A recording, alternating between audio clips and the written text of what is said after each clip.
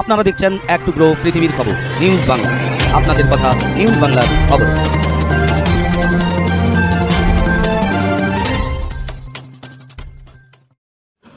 পশ্চিম মেদিনীপুর জেলার Kharagpur রেলনগরীর traffic recreation ক্লাবে প্রাঙ্গণে অনুষ্ঠিত হয়ে গেল এক বিশেষ সমাজসেবামূলক কর্মকাণ্ড। এই অনুষ্ঠানের সূচনায় মোহর ফাউন্ডেশন এবং জৈন গ্রুপ এবং বিভিন্ন রকম সংস্থা মিলিত প্রচেষ্টায় দুস্থ অসহায় মানুষকে এই গরমের তাপপ্রবাহের মধ্যে ছাতা বিতরণ করা হলো। ছোট ছোট ব্যবসায়ী, মৎস্য ব্যবসায়ী এবং বিভিন্ন ধরনের মানুষকে।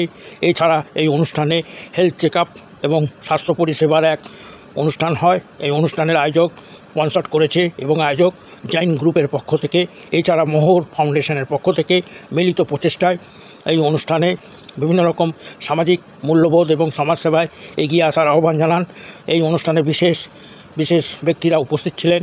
খড়গপুর ট্রাফিক রিক্রিয়েশন ক্লাবে টেবিল টেনিস একাডেমির এক সুন্দর বোর্ড দান করে টেবিল টেনিসের খেলা সূচনা হবে এবং এখানে নতুন নতুন প্রতিভার সন্ধানে এলাকা খড়গপুর শুধু নয়, পশ্চিম মেদিনীপুর জেলার বিভিন্ন প্রান্তের ছেলেমেয়েরা, ছাত্ররা সুযোগ পাবে।